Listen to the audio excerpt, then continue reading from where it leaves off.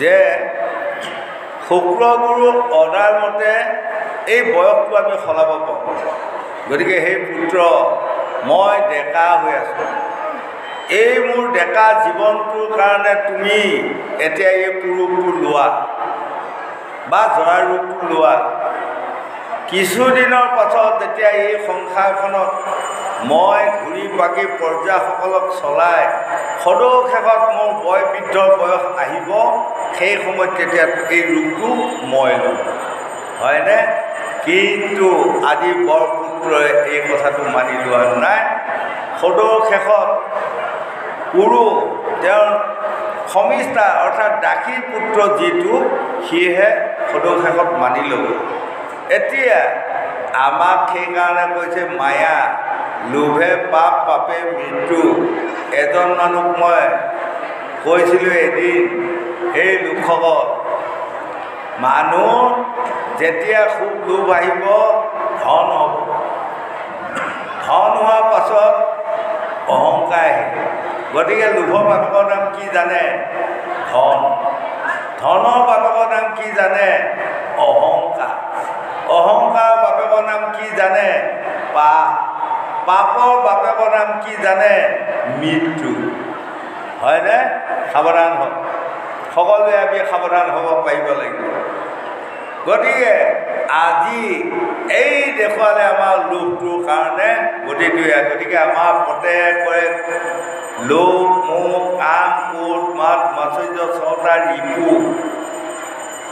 আৰু 7টা শুক্ৰ, শনিত মেদ, মাংস, অস্থি, মজ্জা, চৰ্ম, পঞ্চভূতি, দেহাটোত 10টা ইন্দ্ৰিয়, মন, বুদ্ধি, চিত, হয়নে? 17তম 3টা গুণ, মায়া আৰু কাল। এয়াই হ'ল আমাক গোটেই দেহটো আৱৰি আছে। আৰু তাৰ মাজত এটা আমাৰ হৃদয়ত জ্ঞান আছে, কিন্তু জ্ঞানটোক এইসকলে ঢাকনি মাৰি ৰাখি, এইসকলে লালসাত আমাক লৈ গৈ গৈ গৈ পাপত পেলায়, হয়নে? এজন মূৰ্খ মানুহ আঘোণমহীয়া যেতিয়া দুপৰীয়ালৈ বেলি ওলোৱা নাই, কেইজনমান জানা শুনা মানুহবিলাক বোলে কৈছেগৈ, এই কথা আজি খবৰ নাখোঁ বোলে, কি হ'ল? এই দেখ গ'লা দে, কাৰণ সূৰ্যটো এতিয়ালৈ ওলোৱা নাই, ক'ৰবাত বেচেৰা মদ খাই পৰি আছে, আজি ওলাবা পাহৰিলা, দেখ শেষ হ'ব। তেতিয়া এজনে কৈছে, এই মূৰ্খ, সূৰ্যটোৱে মদ খাই ক'তো পৰি নাথাকে, হয়, এই হিমে আজি ঢাকি ধৰি ৰাখি আছে। আমাৰহে দেশে গাঁৱে ভূঞে কিছুমান অপদাৰ্থই মদ খাই য'তে ত'তে পৰি থাকে, মদ খাই যায়, মাক বাপেকহঁতক অহংকাৰ তিৰস্কাৰ কৰে, আৰু বিয়া পৰুৱা সোপাই মদ খাই যায়, ঘনীয়েকহঁতক ধূপ ধূপ ধাপ ধাপ টাউন কিলগৈ, অৱশ্যে আমাৰ চৰাইবাহীত এনেকুৱা মদ খোৱা মানুহ নাই, হয়নে? মই অসমৰ কথাহে কৈ আছোঁ, কাৰণ দিনে ৰাতি অসমত ঘূৰি আছোঁ নহয়। গতিকে আমাৰ চৰাইবাহীত এইবোৰ নাই, সেইকাৰণে ভাল। আমাৰ এতিয়া চৰাইবাহী বোৱাৰীসকলৰ কোনেও তামোল কিলো পোৱা নাই, বেচেৰা বঢ়িয়া ধুনীয়া। সেইকাৰণে আজি ধুনীয়াকৈ ভাগৱত গাইছে, হয়নে? হয় নহয়নে? হয়, এতিয়া আপোনাসকলে ক'লেহে মই জানিম। কিন্তু যদি নহয় হাত তালি এটা দিয়কচোন বাৰু, চাওঁ মই। এই নাই, হয় হয় হয় হয় বুলি যদি ভাবে তেতিয়া হাত তালি এটা দিয়ক, হয়নে? নোহোৱাটোত হাত তালি কমকৈ উঠিল, হোৱাটোত হাত তালি বেছিকৈ উঠিল। তাৰমানে ইয়াতো 2 এটা 4টা আছেই, হয়নে? বাৰু সেইকেইটা এইবাৰ ভাগৱত শুনাৰ পাছত সিহঁতেও আৰু এইবিলাক মানে কাম এৰিব, মদ খোৱা কাম এৰিব, জুৱা খেলোৱা কাম এৰিব। মই ভাগৱতৰ জৰিয়তে অনুৰোধ কৰিছোঁ সকলোকে, দেশৰ যদি শান্তি মাতিব বিচাৰে আগতে গৃহখনৰ শান্তি বিচাৰি লওক। আগতে শান্তি গৃহখনৰ যেতিয়া আহিব তেতিয়া অঞ্চলৰ শান্তি আপুনি বিচাৰিব সুবিধা পাব। অঞ্চলৰ শান্তি যেতিয়া আহিব দেশৰ শান্তি বিচাৰিব সুবিধা পাব। গতিকে আমাৰ এই 6টা ৰিপু কেনেকৈ দমন কৰিব জানে? যিসকলে নোৱাৰে তাৰ এইটো এটা ডাঙৰ বস্তু। সজনৰ সাধুৰ সংগলৈ শাস্ত্ৰ ভাগৱত শুনক, শুনি লোভৰ পৰিৱৰ্তে সদায় সন্তুষ্টি প্ৰকাশ কৰা জ্ঞান এটা বা অভ্যাস এটা কৰক। যেতিয়া অভ্যাসটো কৰি যাওঁতে যাওঁতে যাওঁতে যাওঁতে আপোনাৰ লোভ নাইকিয়া হ'ব। মোহৰ পৰিৱৰ্তে আমি সকলোৱে ত্যাগ স্বীকাৰ কৰিব শিকিব লাগিব। যেতিয়া ইটো বস্তু ত্যাগ সিটো বস্তু ত্যাগ কৰি গৈ থাকিব তেতিয়া আমাৰ এই মোহ বস্তুটো ত্যাগ, হয়নে? আজি বহুত কেইবছৰ আগৰ কথা এটা কৈছোঁ, আপোনাসকলে কাণ দিব। আমাৰ এমেহীয়া ভ্ৰমণত আমাৰ মৰিগাঁও অঞ্চলৰ গাড়ী এখন গৈছিল, কাশী গয়া বৃন্দাবন মথুৰা জগন্নাথ ঘূৰিব। তাৰপাছত ঘূৰি আহিলে, আহি ঘৰ পোৱাৰ লগে লগে এজনৰ মানে পত্নীগৰাকী যোৱা নাই, তেওঁ গৈছিল। তেওঁক মানে ঘৈণীয়েকে সুধিছে, হেৰি জগন্নাথক গ'লে বোলে কিবা এপদ বস্তু ত্যাগ দি আহিব লাগে, আমাক কি ত্যাগ দি আহিলে বুলি গিৰিয়েকক সুধিছে। সেয়া কৈছে, মই চিন্তা কৰি বুজিছা ঘূৰি পাকি চাই কুঁহিয়াৰকে ত্যাগ দি আহিবলগীয়া বুলি কৈছে। ঘৈণীয়েকে কৈছে, ভালে কৰিলি, এতিয়া যে দাঁত কৰিলি কুঁহিয়াৰ খাব নোৱাৰ, কুঁহিয়াৰ খাব নোৱাৰ, কুঁহিয়াৰ যে ত্যাগ দি আহিলি, খুব ভাল কাম কৰিলি বুলি কৈছে। আৰু এঘৰ আকৌ ঘৈণীয়েকে তেওঁক সুধিছে, এই জগন্নাথক গ'লে বা আহিলে গ'ল, তাত গ'লে বোলে এপদ বস্তু ত্যাগ দি থৈ আহিব লাগে, আমাক কি ত্যাগ দি থৈ আহিব? সেইজনে কৈছে, মই চাই চিন্তি আৰু কাছকে ত্যাগ দি থৈ আহিলোঁ। ঘৈণীয়েকে কৈছে, ভালে কৰিলি, আজিকালি কাছ পাবাও নাইকিয়া হ'ল, ক'ৰবাত এটা পালেও পুলিচে ধৰি, হয়নে? ক'ৰবাত এটা কাছ পালেও পুলিচে ধৰি। গতিকে আমাৰ যে ত্যাগ দি থৈ আহিলি, খুব ভাল কাম কৰিলি, ভাল কাম। আৰু এঘৰ ঘৈণীয়েকে আকৌ গিৰিয়েকক সুধিছে, হেৰি আমাৰ কাশী গয়া বৃন্দাবন মথুৰা জগন্নাথৰ পৰা ঘূৰি আহিলে, জগন্নাথত বোলে কিবা এপদ বস্তু ত্যাগ দি আহিব লাগে, আমাক কি ত্যাগ দি আহিলে? সিয়া কৈছে, বুজিছা ভাবি চিন্তি মই ঘূৰি পাকি আৰু চেনিকে ত্যাগ দি থৈ আহিলোঁ আৰু। ঘৈণীয়েকে কৈছে, ভালে কৰিলি, আমাৰ যে ডায়েবেটিছ আছে, চেনি খাব নোৱাৰে, ডায়েবেটিছ আছে নহয়, চেনি খাব নোৱাৰ, ত্যাগ দি থৈ আহিলি, খুব ভাল কাম কৰিলি, ধন্যবাদ। এয়াহে মোৰ স্বামী, মোৰ স্বামী কিমান জ্ঞানী, ডায়েবেটিছৰ কাৰণে যে চেনি খাব নোৱাৰে, চেনি যে ত্যাগ দি থৈ আহিল, বঢ়িয়া। আকৌ ইঘৰ ঘৈণীয়েকে কৈছে, মোৰ স্বামী নিচিনা জ্ঞানী মানুহ আছে কেইটা, গোটেইখিনি তাত শৈলীৰ কাৰণে কুঁহিয়াৰ ত্যাগ দি থৈ আহিছে। গতিকে এয়া ত্যাগ নহয়, আমি ত্যাগ স্বীকাৰ কৰিব পাৰিব লাগিব। খোৱা বোৱা বা কাৰোবাৰ পৰা টকা পইচা, হয়নে? সকলো পিনে যেতিয়া আমি ত্যাগ স্বীকাৰ কৰা অভ্যাস কৰিম তেনেহ'লে লোভ মোহৰ পৰা আমি নিষ্ঠা পাম। মোহৰ পাছত কি? কাম। কামটো কেনেকুৱা আজি এই যজাতি ৰজা কামৰ কাৰণে অতল সাগৰত মানে লীন হ'বলগীয়া হৈছিল হয়নে? আমাৰ প্ৰত্যেকৰে সকলোৰে দেহতে কাম শক্তি বুলি কোৱা বস্তু এটা আছে। কিমান তাৰ বল জানে? বহুতেও জানা নাই। মই আজি কৈ যাওঁ আপোনালোকক, আমাৰ প্ৰত্যেকৰে 35 কেজিৰ পৰা 70 কেজি ওজনৰ শক্তি আছে। তাতকৈ বা অলপ বেছ কমো থাকিব পাৰে, বেলেগ কথা। কিন্তু আমাৰ প্ৰত্যেকৰে হৃদয়ত থকা কাম শক্তিটো 7টা হস্তিৰ বল আছে। তাক আমি টঙনিয়াই ঘূৰাব পাৰিমনে? হয়নে? গতিকে তাক আমি বশ্যতা স্বীকাৰ কৰিবলগীয়া হ'লে প্ৰথমে আমি ধৈৰ্য শক্তি আনিব লাগিব। যেতিয়া আমাৰ ধৈৰ্য শক্তি আহিব তেতিয়া কাম শক্তি এনেই লাহে লাহে দমন হৈ যাব। হয়, লোভ মোহ কাম ক্ৰোধ যিসকলৰ ক্ৰোধ তাৰমানে বৰখঙা সেইসকল মানুহে কোনোদিনে উন্নতি কৰিব নোৱাৰে। বেয়া নাপাব, মই অভিশাপ দিয়া নাই, কথাটো কৈ আছোঁ হয়নে? খং মানে ক্ৰোধৰ বিপৰীতে বা পৰিৱৰ্তে যিসকলে সহ্য গুণটো আনিব শিকিব, সহ্য কৰিব পৰা, তেনেহ'লে সেই ৰিপুটোক দমন হ'ব। এইবোৰ একোটা একোটা ৰিপু। আৰু মদ মাচৰ্যৰ পৰিৱৰ্তে আপোনাৰসকলে দয়াগুণ ক্ষমাগুণ আনিব যত্ন কৰক। সকলোকে দয়া কৰিবা যত্ন কৰক, অভ্যাস কৰক। সকলোকে ক্ষমা দিবা অভ্যাস কৰক, যত্ন কৰক। তেনেহ'লে এই 6টা ৰিপু দমন হ'ব। এই 6টা ৰিপু দমন যিদিনাই হ'ল আপোনাৰ মতে তেওঁলোক পৰিচালিত হ'ল, তেতিয়া আপুনি ভকতি দিশত আপুনি আগবাঢ়ি যাব পাৰিব। যেতিয়ালৈ 6টা ৰিপু আমাৰ পৰিপাটি নহয় বা আমাৰ মতে নচলে, তেতিয়ালৈ মোৰ এই দেহটো কেতিয়াও পবিত্ৰ কৰিব নোৱাৰিম, আত্মাক কেতিয়াও গতি দিব নোৱাৰিম। সেই লোকসকল দেহ আৰু আত্মা একেলগে আছে সত্য। কিন্তু গীতাত আমাক কৃষ্ণই অৰ্জুনক কৈছে এডাল তীৰ্ণত এটা চিনাজোক আছে, আৰু এডাল তীৰ্ণ পালে এইডাল তীৰ্ণ এৰি থৈ যায়। হয়, যেনেকৈ এজন মানুহ চাৰতটো বৰ পুৰণা হ'ল, বুঢ়া হ'ল, তাক সলাই আকৌ নতুন এটা লয়। তদু আমি সকলে মৃত্যু হওঁ, এইটো পচা দেহা, কিন্তু আত্মাৰ মৃত্যু নাই। আমাৰ আত্মাই আকৌ ক'ৰবাত জন্ম ল'ব। গতিকে আমি যেতিয়া ভাল কাম কৰি যাম, সেই আত্মাই আকৌ এদিন ভাল জেগাত জন্ম ল'ব, নহয় বাৰু? এতিয়া আজি ভাগৱত শুনি কি ধুনীয়া সুন্দৰ আনন্দ, মনত শান্তি এটা লাগি আছে। আকৌ ঘূৰি যদি আমি মানুহ জন্ম পাই এনেধৰণৰ শাস্ত্ৰ ভাগৱত শুনি সাধু গুৰু বৈষ্ণৱ ভকতৰ পাৱ ধৰি মাথাত লোৱাৰ সুবিধা পাওঁ, তাতকৈ আনন্দৰ বিষয় কিবা আছেনে? বঢ়িয়া। আৰু যদি কেনেবাকৈ এইবাৰ মনুষ্য জন্ম হৈ আমি খাদ্যৰ বিচনাই মদ ভাং জুৱা পাখা খেলা হয়নে, নানা ৰকমৰ অসভ্য বা অভদ্ৰামী কৰি ফুৰা যদি স্বভাৱত যায়, আমি মৃত্যু বৰণ কৰা হয়, তেনেহ'লে আমাক লৈ যায় ক'ত দিবগৈ জানে? কুকুৰ চিগাল গাহৰি গৰ্ভত জন্ম দিব।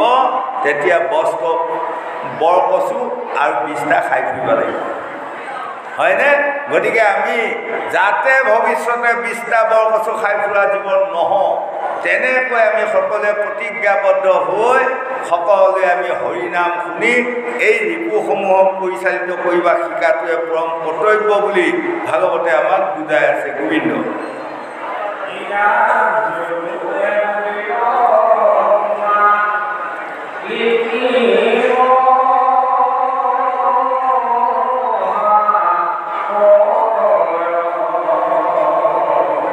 বঢ়িয়া।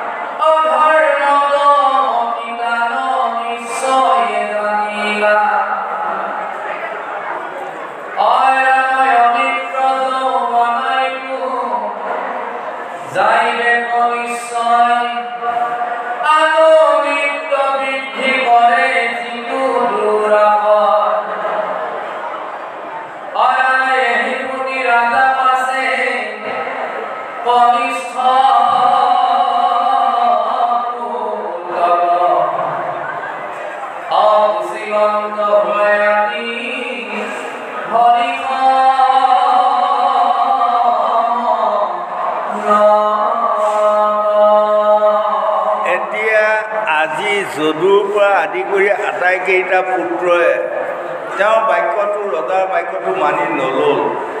সদশেষত আজি যজাতিৰ ৰজাই কনিষ্ঠ পুত্ৰ পুৰু মানে কৈছে যে পুত্ৰ এই বাকীকেইটাইতো নল'লে এই জৰা ৰূপটো, যদি তুমি কনিষ্ঠ পুত্ৰ তুমিও যদি লোৱা, তথাপি মই এই পৃথিৱীত সকাহ এটা পাওঁ, কিছুদিন সুখৰে সৈতে ৰাজ্যখন শাসন কৰি পৰ্যায় পালন কৰিব পাৰিম। আৰু এই সময়ত যদি মই বহি যাওঁ, তোমালোকে ৰাজ্যখন চেদিলি ভেদিলি লগোৱা, পৰ্যাসকলে নানা ৰকমৰ দুখ পাব আৰু ইহকালে পৰকালে মই অধোগতি যাব লাগিব। এই বুলি কোৱাত আজি পুৰুৱে বোধই ল'ব পিতৃৰ বাক্য আমাক কৈ যে পিতা স্বৰ্গ পিতা ধৰ্ম পিতাহী প্ৰণম তপ জননী জন্মভূমি স্বৰ্গাদুপি কৰি কি।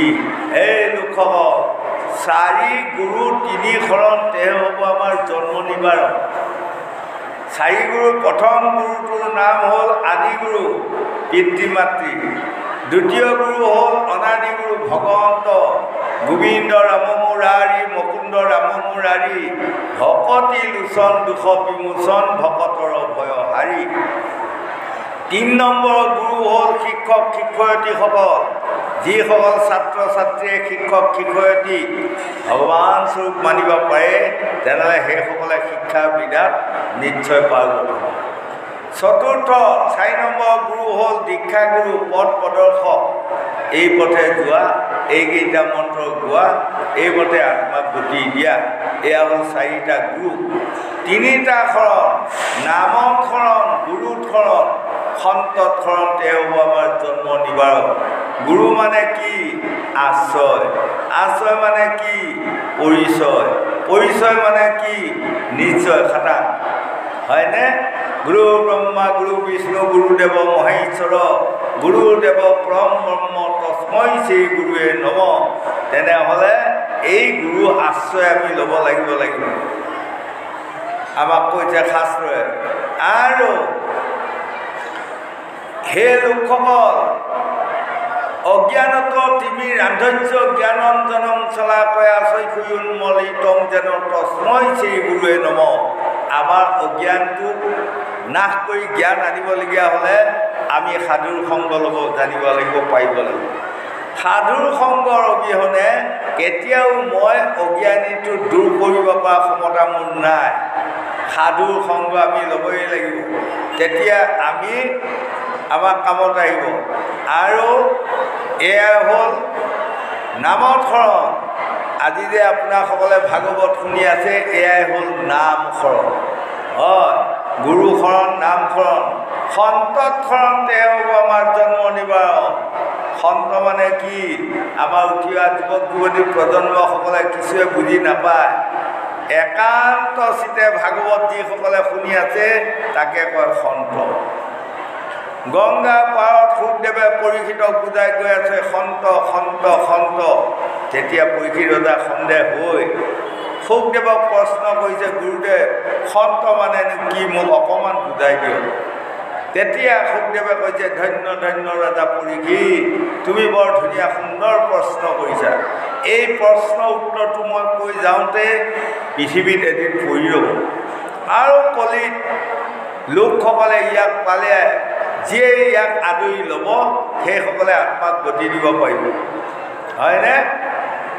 যিসকলে একান্ত চিতে ভাগৱত শুনি থাকে সেইসকলক কৈছে সন্ত, আৰু সেইসকলক পাও ধূলি মাথাত লোৱা যিজনে স্মৰণ কৰে সেইজনে সন্তক মানে পাও ধূলি মাথাত লোৱা হ'ব, সন্তত শৰণ হ'ব। গতিকে এতিয়া আপোনাৰসকলৰ আশীৰ্বাদে আমি আহি এই দুৱাৰদলিতে সেৱা কৰি কি কৰিছোঁ জানে?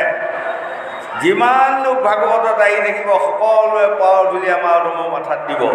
এতিয়া আপোনালোকে তাতে বহি আছে, এইসকল আপোনালোকৰ পাও ধূলি আমাৰ মাথাত পৰিলে। তাৰ প্ৰমাণ দেৱঋষি নাৰদে এদিন এটা ঢেঁকীটোত উঠি দেৱঋষি নাৰদ আহি আছে, অলপ আহি দেৱঋষি নাৰদে নিজকে মানে অহংকাৰ আহি আছে লাহে লাহে, বা মইতো ধেমালি মানুহ নহয় বাৰু, সকলোৱে মোক নাৰদ গোসাঁই বুলি কয়, মই তেতিয়া আছোঁ বহু ওপৰত। আকৌ এবাৰ ভাবি আহিছে কিছুমানে আকৌ মোক মানে হেৰি নাৰদ গুৰু বুলি কটাই স্বীকাৰ কৰে, তেনেহ'লে মই এজন গুৰু, মই এজন গোসাঁই, মই এজন বৈষ্ণৱ, হয়নে? এনেকৈ ভাবি ভাবি অহাৰ লগে লগে প্ৰভু ভগৱন্তে দ্বাৰকাত থাকি দেৱঋষি নাৰদৰ ভাৱ ভংগীবোৰ তেওঁ জানি আছে। এতিয়া আমাৰ লোকসকল আপোনালোকে ভাগৱতত আছে, আপোনালোকৰ মনটো যদি ভাগৱতত আছে তাকো ভগৱন্তে জানি আছে, আৰু যদি কেনেবাকৈ কাৰোবাৰ আকৌ কোনোবাই আকৌ ইপিনে চাই আছে, দুই এটাই চাই আছে নহয়, কেতিয়ানো মেধিয়ে সিপিনে হৈছে বুলি কয় আৰু, হয়নে? মন আমাৰ যলৈ তলৈ যাই থাকিব, মনক আমি স্থাপিত কৰিব লাগিব। তেতিয়া নাৰদ আহি কৃষ্ণক ডাক দিলে, দিয়াৰ লগে লগে কৃষ্ণই ভাবি আছে তিনিটা জন্ম ভাল পুণ্য সঞ্চয় কৰাৰ ফলত এইবাৰ নাৰদৰ জন্ম পায় স্বৰ্গ মধ্য পাতালত নাৰায়ণ নাৰায়ণ বুলি চিঞৰি ফুৰিব পৰা সুবিধা এটা পালে। আৰু এই যে নাৰদৰ নিজকে গোসাঁই, নিজকে বৈষ্ণৱ, নিজকে সাধু অন্তৰত আহি গ'ল, এই অহংকাৰত অধপতনে যাব। এতিয়া এই ভাবি থকাৰ লগে লগে দেৱঋষি নাৰদে মাত দিয়াৰ লগে লগে কৃষ্ণই ক'লে, মোৰ আজি গোটেই গা বিষ, জ্বৰ, মাথা বিষ, বাচিম নে মৰিম নে তাৰ উত্তৰ নাই, গতিকে মই আজি আৰু তোমাৰ লগত কথা পাতিব নোৱাৰিম। তেতিয়া মানে দেৱঋষি নাৰদে কৈছে, অনন্ত কোটি ব্ৰহ্মাণ্ডৰ যিজন অধিকাৰী, তেওঁ যদি অকালতে মৃত্যু হয় এই চাৰিমুঠি জীৱ গতিটো একেবাৰে নাশ হ'ব, গতিকে প্ৰভু কিবা এটা উপায় কৰক। তেতিয়া পৰম প্ৰভু কৃষ্ণই ক'লে, তুমিতো ঢেঁকীটোত উঠি আহোঁতে তুমি নিজকে বৈষ্ণৱ, নিজকে সাধু, নিজকে গোসাঁই তেনেকৈ ভাবি আহি আছা, নিজকে ভকত বুলি ভাবি আহি আছা, তেনেহ'লে তোমাৰ পাৱাৰ ধূলি অকণমান মোৰ মাথাত দিয়া, কি জানি মোৰ ৰোগ ব্যাধি ভালে হয়। নিমিষৰ মনে মনে থাকি দেৱঋষি নাৰদে ক'লে, প্ৰভু আপুনি স্বয়ং ভগৱন্ত, যাৰ অন্ত নাপায়, গতিকে তোমাৰ নাম অনন্ত, আৰু সৰ্ব জানা, তাৰমানে প্ৰভু ভগৱন্তে যোনে যি কৰি আছে তাক সকলো জানিয়ে আছে, গতিকে অন্তৰ্যামী নাৰায়ণ আপুনি, মোৰ পাৱাৰ ধৰি আপোনাৰ মাথাত দিম আৰু আপোনাৰ ৰোগ ব্যাধি ভাল হ'ব সত্য, মই কিন্তু 7 কোটি জন্ম নৰকুণ্ডত থাকিব লাগিব। প্ৰভু তেনে কথা মোক নক'ব, হয়নে? তেনেহ'লে উপায় নাই, তুমি যোৱা, মোক কি গতি হয় অন্ত নাই। কৈছে আৰু কিবা উপায় আছে যদি কৰক। তেতিয়া লগে লগে দেৱঋষি নাৰদে কৃষ্ণই ক'লে, আৰু এটা উপায়, গকুলক তুমি যোৱাচোন, গকুলৰ যুৱতীসকলকো ভকত বুলি সকলোৱে কয়, সেইসকলে যদি পাৱাৰ ধূলি দিয়ে তাকে লৈ আহক। এই বুলি কোৱাত ঢেঁকীত উঠি দেৱঋষি নাৰদ গৈ আজি গকুলত সকলো আইসকল, গোসাঁনীসকল, যুৱতীসকলক গোটাই লৈ এই কথাখিনি দেৱঋষি নাৰদে ক'লে। কোৱাৰ লগে লগে এগৰাকী যুৱতী উঠি কৈছে, এইৰা সখীসকল সকলোৱে চোৱা হওক, আমাৰ পাৱাৰ ধূলি কৃষ্ণৰ মাথাত দিলে কৃষ্ণৰ ৰোগ ব্যাধি আপায় অমংগল সকলো দূৰ হ'ব সত্য, কিন্তু আমি সকলোৱে 7 কোটি জন্ম নৰকত থাকিব লাগিব। এতিয়া কি কোৱা সকলোৱে কোৱা?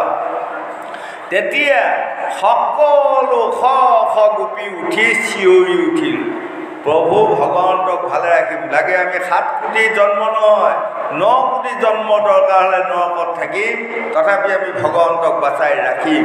ঐৰা দেৱৰীষি নাৰদ, তুমি আঞ্চল পাৰি দিয়া, আমি সকলোৱে পাৱাৰ ধূলি দিওঁ। এই বুলি কোৱা দেৱৰীষি নাৰদে ৰাম ৰামে কাপোৰখন পাৰি দিয়াৰ লগে লগে সকলোৱে আহি পাৱাৰ ধূলি দি আছে। দিওঁতে দিওঁতে আটাইখিনি বান্ধি লৈ টোপোলা এটি কৰি লৈ দেৱৰীষি নাৰদ কান্ধত পেলাই লৈ আহি আছে। আহি কৃষ্ণক মাত দিয়াৰ লগে লগে কৃষ্ণই কৈছে, আহিলা দেৱৰীষি নাৰদ? বোলে আহিলোঁ। এই যুৱতীসকলে পাৱাৰ ধূলি দিলেনে? হয় প্ৰভু, সকলোৱে দিলে। মই ৰাম ৰামী কাপোৰখনত বান্ধি লৈ আহিছোঁ টোপোলা কৰি। সেয়াতে যাই জগাই টোপোলাটো খুলি পেলাই দিয়া। সিহঁতে পাৱাৰ ধূলি দিওঁ বুলি কোৱাৰ লগে লগে পাৱাৰ ধূলি আহি মোৰ মাথাত পৰিলেই, কেৱল বালিময় হৈ আছে মোৰ মাথাত। যেতিয়া দেৱৰীষি নাৰদে প্ৰভু ভগৱন্তৰ মাথাটো লাগি চালে, হয় ধূলি বালি একেবাৰে পোট খাই আছে। বাহ প্ৰভু। এতিয়া কৃষ্ণই কৈছে, দেৱৰীষি নাৰদ, তুমি 7 কোটি জন্ম নৰকুণ্ডত থকা ভয়ত তুমি পাৱাৰ ধূলি নিদিলা, আৰু এই গোপীসকলে 9 কোটি জন্ম নৰকত থাকিব, মোক বাচাই ৰাখিব। এতিয়া ভকত কোন? তুমি যে ঢেঁকীটো উঠি আহোঁতে নিজকে ভকত ভকত বুলি অহংকাৰী হৈ আহি আছা। হা, তুমি যোৱা, তোমাৰ লগত কথা পাতিবলগীয়া নাই, তুমি আচলতে ভকত হ'ব পৰা নাই। হয়, গতিকে আমাৰ উঠি অহা যুৱক যুৱতী প্ৰজন্মসকল য'তেই ভাগৱত নহওক, আপোনালোকে যে প্ৰণামী সেৱা কৰিছে, কৰাৰ লগে লগে ক'বচোন, এই ভাগৱতস্থলীত যিমান লোক আহে সকলোৱে পাৱাৰ ধূলি যাতে মোৰ মাথাত পৰিবগৈ লগে লগে, হয়নে? এইকণ কথা।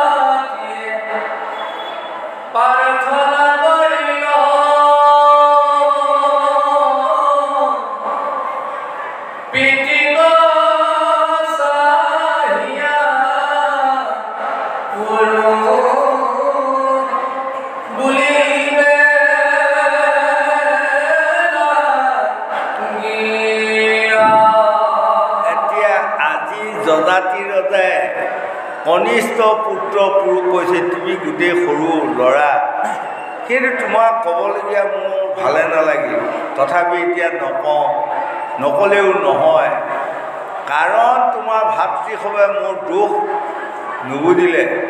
এইখন পৃথিৱীত জন্ম লৈ যে মোৰ বহুদিন আশা ভৰসা আছিল তাকো নুবুজিলে। গতিকে তুমি কনিষ্ঠ পুত্ৰ হিচাপে তুমি যদি মোৰ এই জৰা ৰূপটো গ্ৰহণ কৰা, তেনেহ'লে বহুত দিন মই মোৰ মনৰ আশা কিছুমান পূৰ্ণ কৰিব পাৰিম। আৰু সদৌ শেষত যেতিয়া মই বৃদ্ধ হওঁ, তেতিয়া তোমাৰ এই জৰা ৰূপটো মই লৈ তোমাক গোটেই ভাৰতৰ ৬১টি ৰজা মই পাতিম। এই কথাটো যযাতি ৰজাই তেতিয়া কয়। আৰু সদৌ শেষত আপোনাসকলে পাবগৈ, যেতিয়া বৃদ্ধ বয়সত শমিষ্ঠাই ৰজাক এদিন ক'লে, বহুত হাজাৰ বছৰ গুচি গ'ল হয়নে, মোৰ পুত্ৰটো কেৱল জৰা ৰোগতে সদায় পৰি আছে আৰু তাক আউল পইচা ধৰি মই চলাই আছোঁ।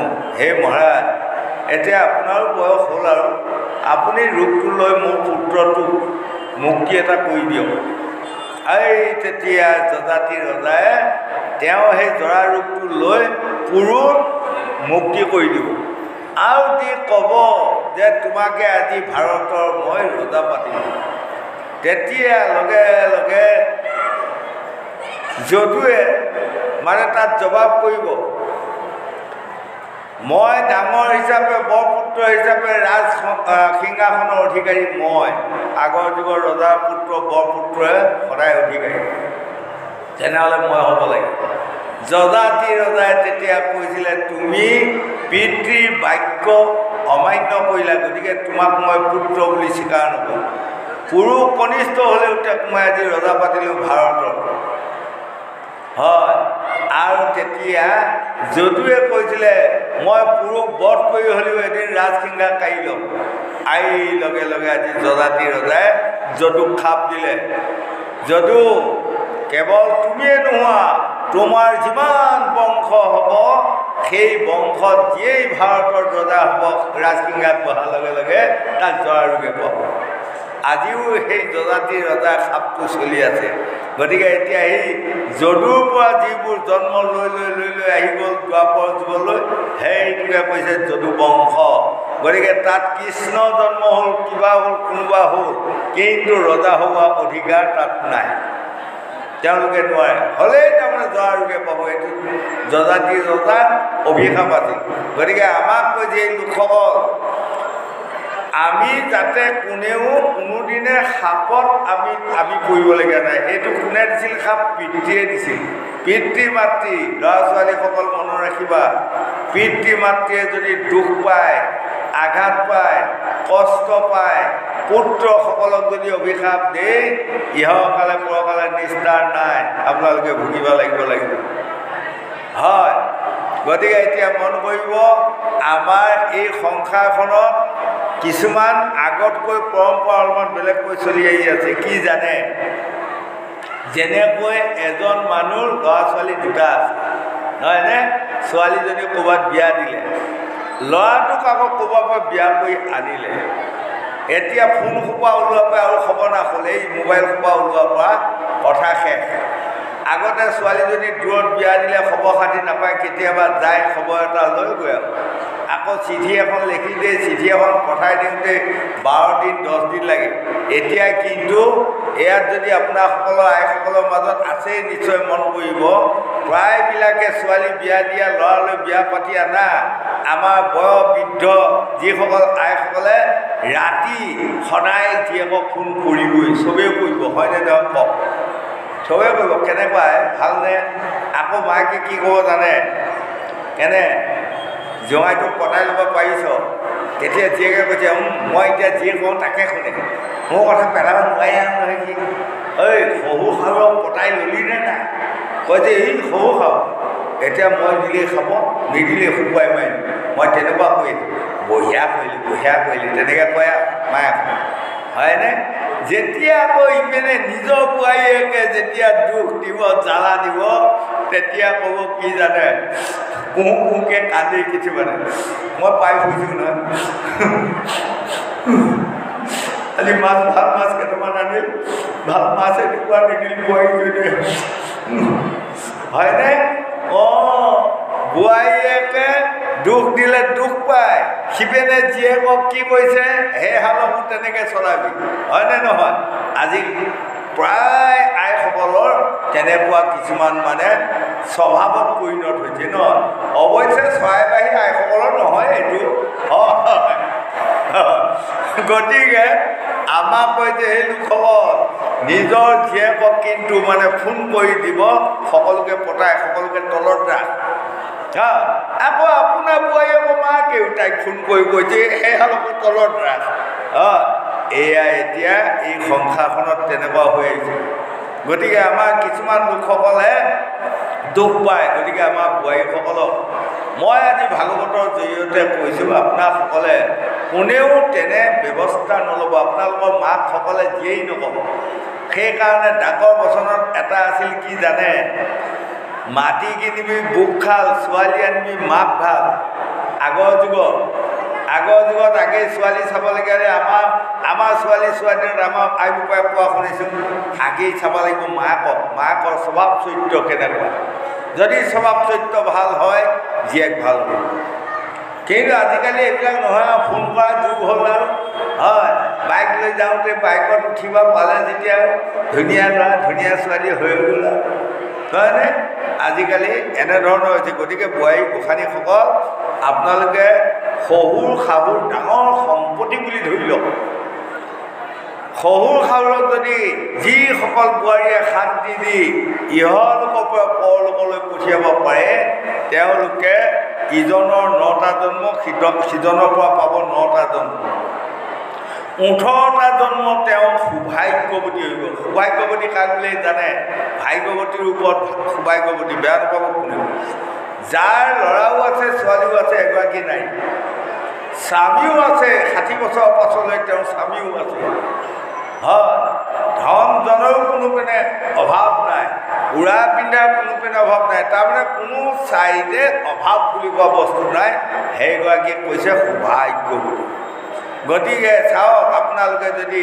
শহুৰ শাহুৰক লালন পালন কৰিব পাৰে স্বামীসকলক লালন পালন কৰিব পাৰে তেনেহ'লে আপোনাসকলে 18টা জন্ম সৌভাগ্যৱতী হ'ব পাৰিব আইসকলে মনত ৰাখিব যেনেকৈ আমাৰ চৰাইবাহীত এঘৰত দুজোপা বৰ ধুনীয়া গোন্ধপান আছে হয়নে গোন্ধপান বহুতেও চিনি পায় বহুতেও চিনি নাপায় অলপমান পাণখিলা মুগা আগটো দীঘলীয়া এঘণ্টামান খোৱাৰ পাছত আৰু এঘণ্টামান খাব মন যাব কি ধুনীয়া মছলা অকণ গোন্ধাই হয়নে নহয় কওক হয় কিন্তু বৰ ধুনীয়া জপজপীয়া গোন্ধপান কিছুমান কিহত লাগি থাকে জানে এডাল তামোলতহে লাগি থাকে তামোলডাল যিদিনা ভাগি পৰিব সেইদিনা গোন্ধপানজোপা গতি নোহোৱা হ'ব হয়নে নহয় কওক গোসাঁনীসকল হয়নে তদু আপোনাসকলে ধৰি লওক মহাভাগৱতে আমাক বুজাই আছে নাৰী জাতিটো এজোপা আপোনালোকে গুণ পাম আৰু এডাল তামোল মানে আমাৰ পুৰুষসকল হয় আপোনালোকে পুৰুষক লৈ স্বামী লৈ নাৰী পাতে সোণৰ সংসাৰ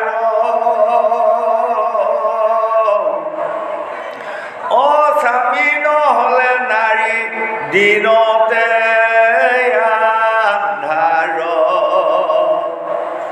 আকাশত চন্দ্ৰ নাই নিজিলিকে তৰা